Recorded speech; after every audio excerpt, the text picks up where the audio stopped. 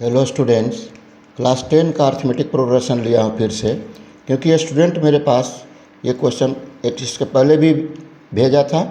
वो जो उस समय दिखाया था मैं वो वीडियो में एपी का ये स्टूडेंट भेजा है। आज डेट है 7 मार्च 2025। तब देखिए क्वेश्चन है, देखिए ये CBC GSCB सब क्लास 10 11 सब के लिए है।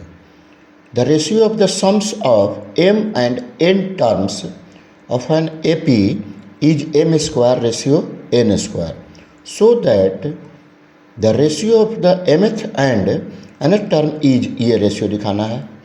अब देखिए स्टूडेंट्स, सिंस द गिवन मेरा ये दिया है SM upon SN is equal to m square upon n square, तो हमको दिखाना है टू प्रूव ये दिखाना है।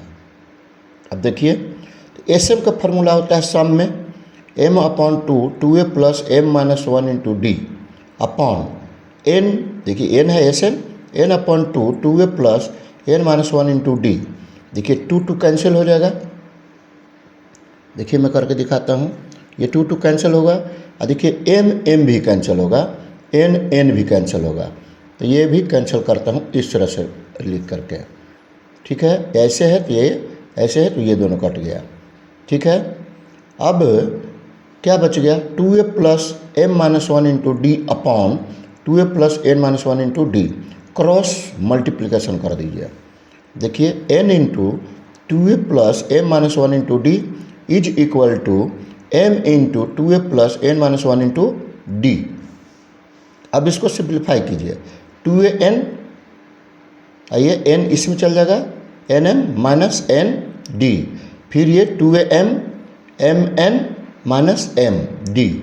अब देखिए a को एक साथ रखते हैं, ये d को एक साथ करते हैं, तो ये प्लस है इधर आकर माइनस, ये प्लस है इधर जाकर माइनस, तो ये माइनस माइनस प्लस हो गया, डायरेक्ट कर दिया। देखिए कट कर दिया, क्या बचा n माइनस m, और इसमें भी 2a कॉमन लेंगे तो n minus m, n m ये दोनों कैंसिल हो गया। तो क्या आया 2a इजकल टू डी, ये आ गया।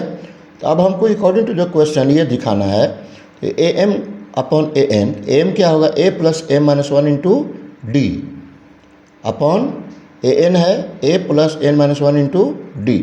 अब d का वैल्यू पुट कर दीजिए, इसको हम मान लेते हैं फर्स्ट। तो अब यहाँ लिख देता हूँ फ्रॉम फर्स्ट। ये देखिए अब d का वैल्यू 2a पुट कर दिया, दोनों नंबरेटर एंड डिनोमिनेटर में, a कॉमन।